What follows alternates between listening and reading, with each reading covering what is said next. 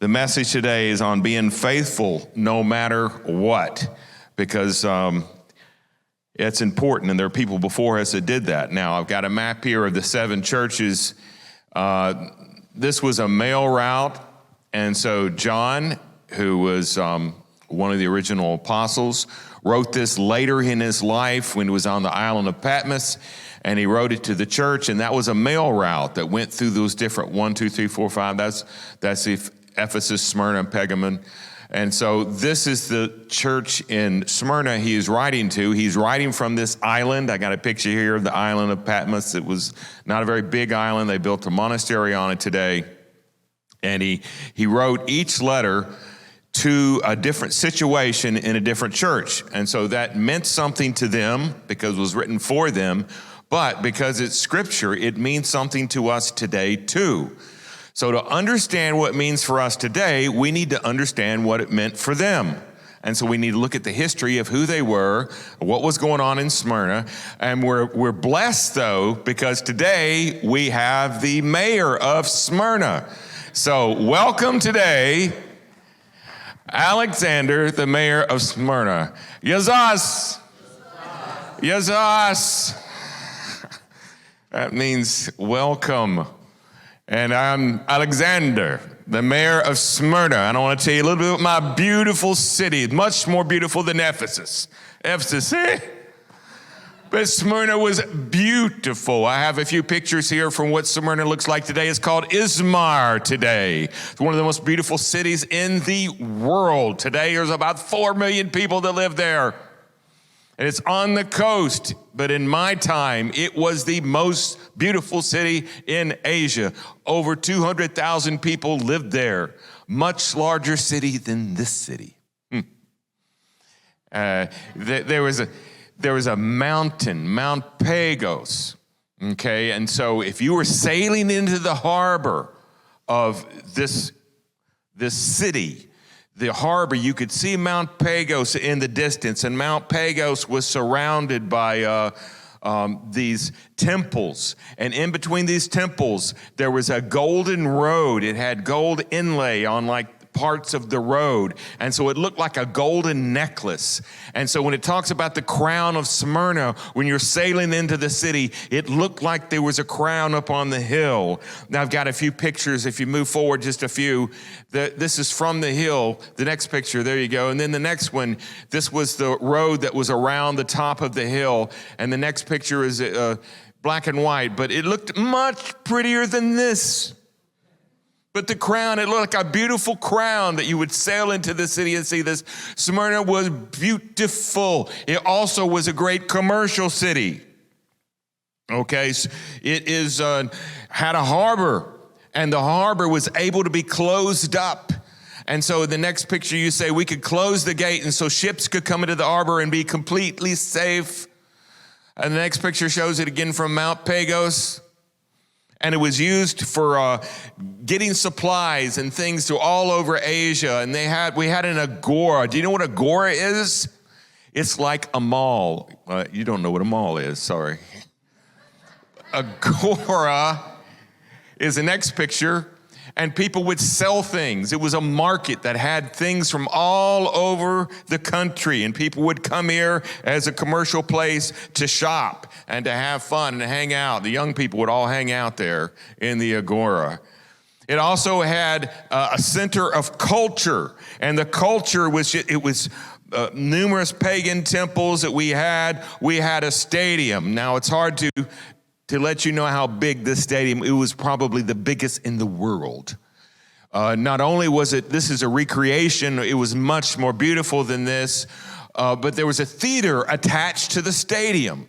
So you could go and you could watch a play, and it was the several stories that was on the stage. And there was many smart, brilliant people that lived in this country. Homer was born in this country. I got a picture. That's not that Homer.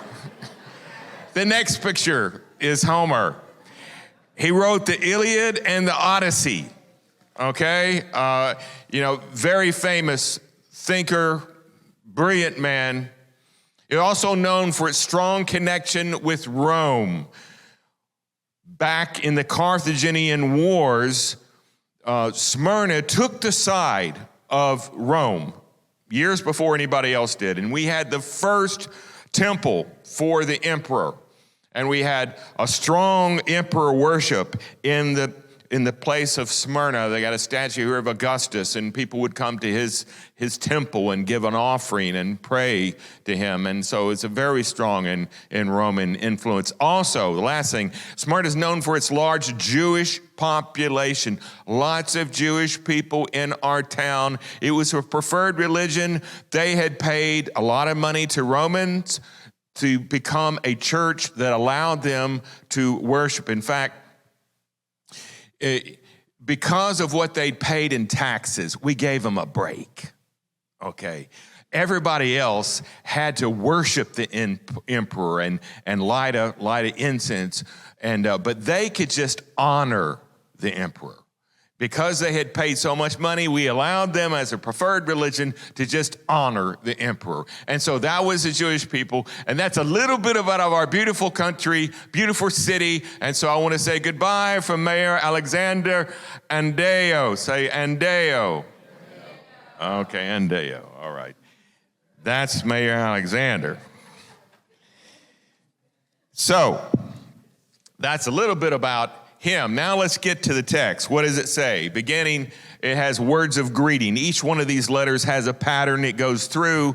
The patterns are very similar. They all start with words of greeting. It says, to the angel of the church in Smyrna, write, to verse 8. By the way, Smyrna, do you know what it is the Greek word for? Myrrh. Okay, so myrrh is associated with this town. Now, myrrh in the Bible is used a lot. In the Gospel of Matthew, it's what the three wise men gave, one of the expensive things that the wise men gave. When he was on the cross, Jesus had wine mixed with what? Myrrh. Why did he do that? Because it was a sedative, and people thought this would keep him from being in pain, and he denied taking it, by the way. And also, myrrh was used to cover his body after he died because they didn't use embalming. Jewish people didn't use embalming, and so because of the smell, they would cover the body with myrrh, a very strong smell. I think Sharon has some myrrh today if you want to smell what it smells like. They made myrrh by crushing different kinds of thorn bushes and taking the sap of it and the resin of it and making it into a substance.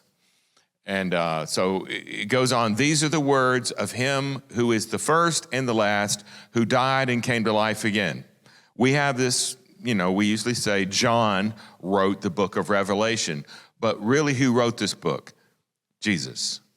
Jesus gave John the words to say. And so when it says the words of him is first and the last, if you go back to that verse, please. Thank you. And who died and came to life again, that is Jesus. He died and came back to life again. He was the first and last. It's interesting that the town of Smyrna was completely destroyed by a combination of an earthquake and an outside invader at 600 BCE or BC. And then 300 years later, it was rebuilt by the Romans. So the entire town was destroyed and came back to life again. So when this was written, it was written particularly to a city who had experienced that. They'd experienced death and coming back to life again.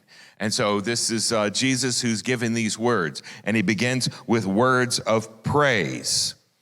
It's interesting. There is no words of condemnation for this city. There's none. Some of the other letters have that. This does not. And so Jesus says this to John, I know your afflictions, he's saying to the people of Smyrna, your poverty, yet you are rich. Now, the word for poverty here is the word for abject poverty. There was one Greek word could be used for the poor. It was pennies, and that means you're kind of poor. And the other word means that you're abject poor. I don't know how to compare to that. My dad used to say when he was growing up, we were so poor, we had to go to the junkyard and we'd take old oil cans to get the oil out of it so we could put oil in our car. And I thought, boy, that's pretty poor. But he had a car. So there's different levels of poverty. These people were very poor. Why were they poor? Well, here's some of the reasons that they were poor. One is because the Romans demanded emperor worship. And in Smyrna, once a year, because they were so tied to Rome, you had to go and you had to say, Caesar is Lord, and you had to light a little incense. That's all you had to do, and they gave you a ticket, and you passed. Kind of like you have to get a driver's license here, except every year you had to do this. The Christians would not do this. And because of this, they were oppressed. Some of their stores were looted. They were not used by many people for commerce because they wouldn't do this emperor worship. And so they're persecuted by the Romans. Some people thought they were actually atheists because there were so many temples and so many different religions in Smyrna. The Christians wouldn't go to any of them. They would only do their house churches, which were Christian churches. They had no temples, no Christian temples. They didn't go to the Jewish synagogue. They were so separate. And so people thought they didn't believe in God at all, even though that wasn't true. And so they were oppressed because of that. And also they were persecuted by the Jewish people. I said a minute ago, but the Jews had a preferred religion.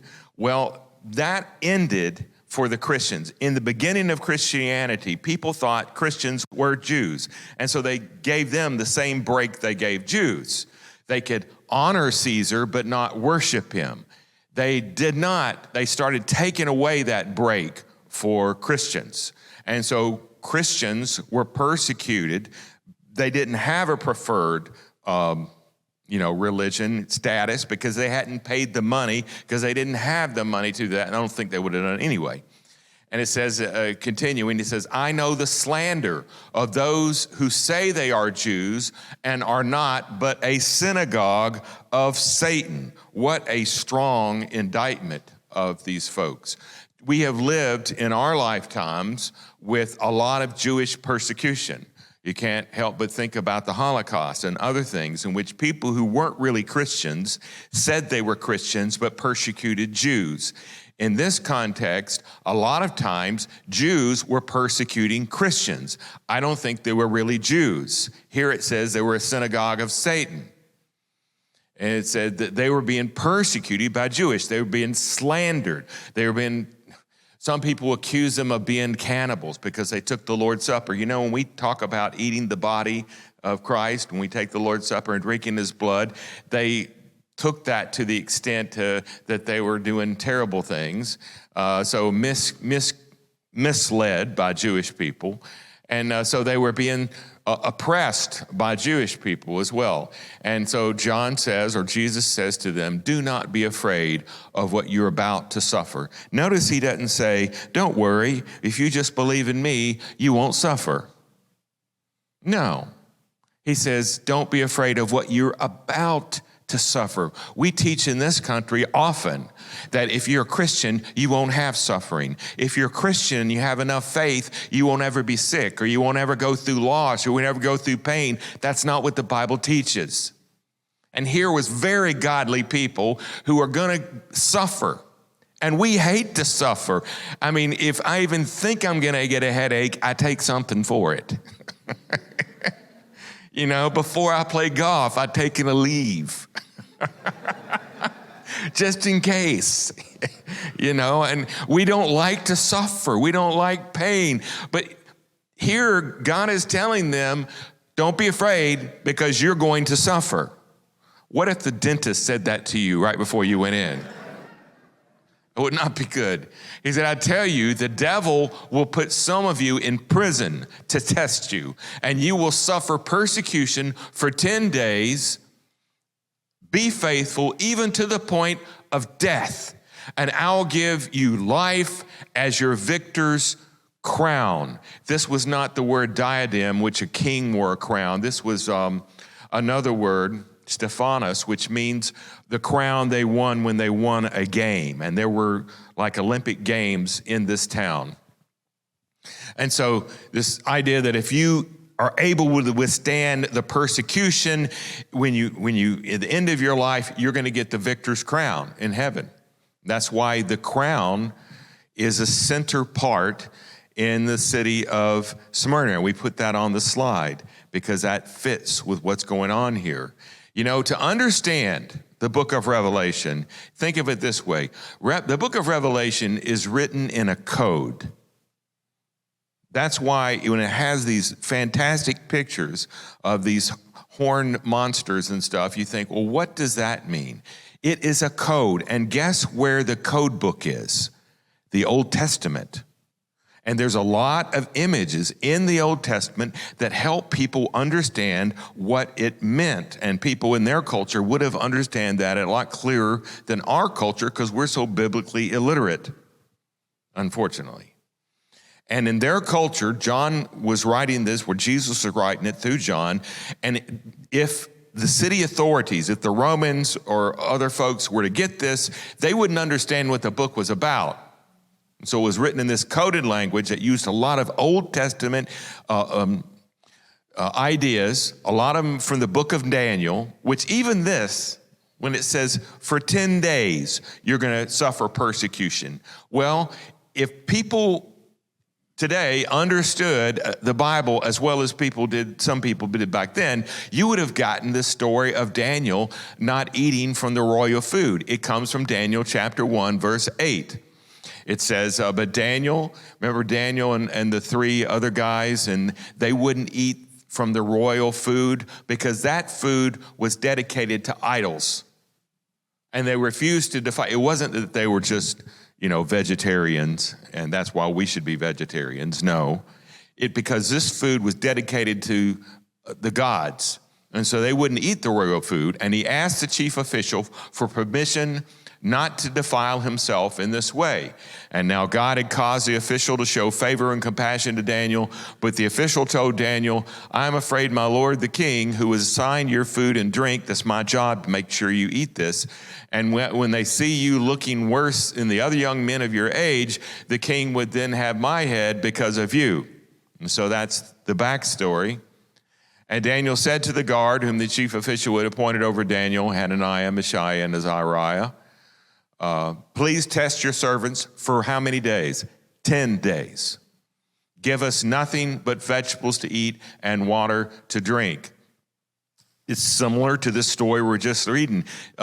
Jesus or John is saying to these people, you're going to be persecuted for 10 days for a period of time. And back then in Daniel's story, they had to go through 10 days of eating only this. And then he says, then compare our appearance with that of the young men who eat the royal food and treat your servants in accordance with what you see. And so he agreed to this and tested them for 10 days. At the end of 10 days, they looked healthier and better nourished than any of the young men who ate the royal food. So this is an example in the Old Testament where somebody was tested, were persecuted for their faith, and wound up being much better off for their faith. So here, John is writing to these people and says, you're going to be persecuted, you're going to know suffering, it's going to happen, and when you do it, you need just to hang in there.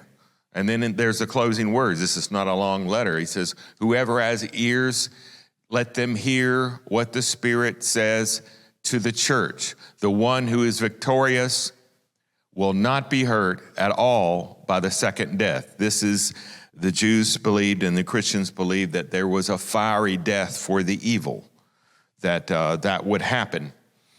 And so this is what was going on back then. This is an overview.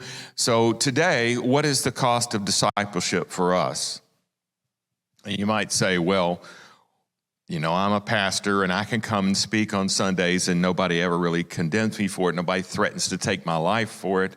You do not have to worship the president. You do not have to do some of the things, but we live in a culture today that is still, Christians are yet facing oppression. For instance, this area which these letters were originally written. Today, the population of Turkey is 78 million people. I've got a map. That's Turkey today. Within that 78 million population, how many, and this is where Christianity started. It flourished. Today, how many of those 78 million are Christians? Today, 99.8% of the population identifies with religions, mainly Islam, other than Christianity. Why? Because years ago, the Ottoman dynasty and others basically wiped out Christians. They destroyed the Christian churches. The largest Christian ancient church was not destroyed, but turned into a mosque. And it is a mosque today. And it was a very, it was as a time when lots of Christians were persecuted greatly. And so I want to talk just a little bit about martyrs of the Christian faith. And we think of this as happening long ago, but even in our culture today, and if you was to Google, if you look up Wikipedia, Christian persecution, martyrdom, I looked it up. It was the longest Wikipedia page I have seen. Page after page. One person has written that more people lost their lives for Christ in the 20th century than all the past centuries combined. This is not that just something happened in the past. There's a brand new book called The New Book of Christian Martyrs by Johnny Moore and Jerry Pattengale. It's a wonderful introduction into that. Years ago, in this country, if you went to an American household, and if there's anybody who could read in the house, the two most popular books would have been, number one, the Bible, and number two, Fox's Book of Martyrs. And the Bible taught Christians how to live, and Fox's Books of Martyrs reminded them the cost of being a Christian. And it went through all of these martyrs. And people today think that, the persecutors of Christians, are not that serious, but they still are all over the world.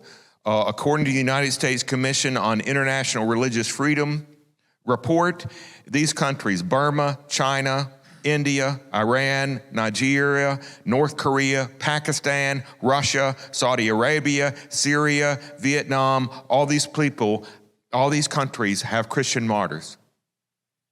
People give their lives for their faith.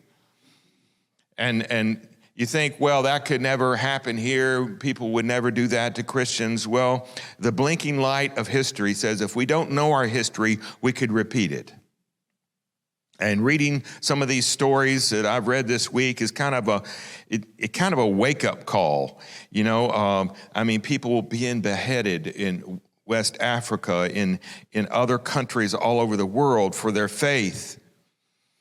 And this one of the guys that wrote this book, Jerry Pattengale, he says, stories of Christian persecution around the world often say that it didn't start with severe persecution. It started with marginalization. It started with truth being irrelevant. It started with rapid secularization. It started with people viewing Christians as a threat or traditional Christians as a threat.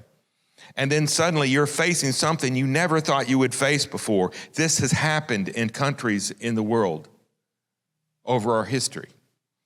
And so, I could go through lots of people that have been through these experiences.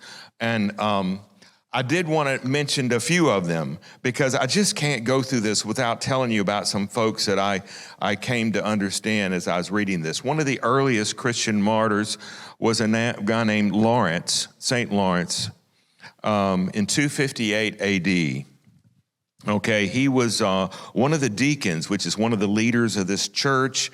And the Romans came in and they persecuted the bishop of the church. They wound up killing him. They killed some of the deacons. He was left. It was Valerian who was the Roman emperor at the time. And Valerian found out that St. Lawrence had been giving all of the church's resources, since it was kind of destroyed, all of its left money to poor people, to help poor children and poor people. And so the emperor decided, listen, I'll put you where you won't be killed. You'll be okay if you give me the church's money. And so what he didn't know is St. Lawrence had already given all the money away. So you know what St. Lawrence did? He took all the poor people and the poor children, he brought them to the palace and said, here's your gold and jewels. And they killed him. You know, a man that gave his life for something more than important than money. Another person that you probably have heard more about is Joan of Arc. Joan was born in 1412 on January 6th. She was an actual person. This isn't a made-up story. She was a daughter of pious peasants in an obscure village in Domremy in the province of Lorraine. At a young age, she had a vision, and she felt called to help lead the French army. And it's a long story. I'm not going to go through all of it, but she helped lead the French army, and it was a great victory. But after it was over with, they kind of, they used her, and then they decided that she was too much of a threat to them. And so they had trial for her, and it was trumped up charges. And at first, they said, all you got to do is recant and put your faith in the church above, he said, rejection of church authority in favor of direct inspiration from God. Because she said, I got my vision directly from God. And they said, no, you can't do that. You have to go through the church first. And she said, I won't do that. Well, they put her on trial. They said, we're going to burn you at the stake if you don't do this. And so she changed her mind in the middle of being really tired. And they put her in prison. And then they were going to release her. But she had a vision of two other saints, St. Catherine and St. Margaret, came to her and said, you shouldn't have recanted. And so one of the things they condemned her for was wearing men's clothes. And so she put her men's clothes back on, and she said, I shouldn't have recanted. And so they burned her at the stake. And somebody held a cross up high so she could say her prayers out aloud while they burned her. Person of great faith. There's a person, William Tyndale, the father of the English Bible. He translated most of the King James Version from the original to English so people could actually read the Bible. And after that happened, he was condemned. They thought that he shouldn't be doing that the Bible shouldn't be in everybody's hands. And so he was persecuted, and he was put to death by strangling, and his body was burned at the stake by Henry VIII. A man, all he wanted to do was translate the Bible so everybody could read it. And then the last one, and I could do a whole bunch more, but the guy that just a few years after this letter was written was the pastor of Polycarp, of this church, Smyrna, the Christians in Smyrna. His name was Polycarp. And he was a very brilliant man. He stood up against some people in the beginnings of Christianity who had false ideas about Christianity. He was a very sharp scholar, a very brilliant man. We actually have a few pictures that were found in frescoes and mosaics in churches and in people's houses. Okay, and so he was, I could tell you a whole lot about him, and I really don't have time. But basically, he was born in a jail cell because his parents were so faithful to God. He spent his life giving himself to God, to the Lord, and he rose to be the head of the church in this area. And later in his life, it got to this point in his life where he was being condemned for his faith. And so the Romans had just finished having a game and gladiators and stuff. And they took him in the arena with thousands of people. And they asked him because he would refuse to give honor to the emperor. So when the soldiers came to this house to get him, he welcomed them in and fixed them something to eat. And the soldiers didn't want to bring him. because they could tell this was a holy man, but they brought him anyway. And so in front of everybody, they said, would you say Caesar is Lord? All you got to do is say Caesar is Lord and light this incense, and we're going to let you off. Just do it. And this is what he actually said. He said, 86 years I have served Christ, him who has done me no wrong. How can I blaspheme my King and my Savior? They put him on they were going to nail him to this post. But he said, you don't have to nail me. And so they put him on this post. They tied his hands. They lit the fire. And the story goes that the fire somehow surrounded him but did not burn him. And the people who were in charge of the execution were so frustrated, one of them took a spear and went through the fire and speared him in the side. And he did die. But he gave his life and he got the crown. Now, I don't know what that means for each of us, but there may be times in your life, I'm going to take that back. There should be and there will be times when you will suffer persecution and pressure for your faith. And how will you respond? How will we respond? Know that other people have given their lives for what they believe in. And so the challenge to all of us is to stand up for Christ, to do, if God gives you something to do and you know this is what you do, have faith. And I pray that we'll be that kind of faith here for the next 120 years, unless Jesus comes back, which I pray that he does.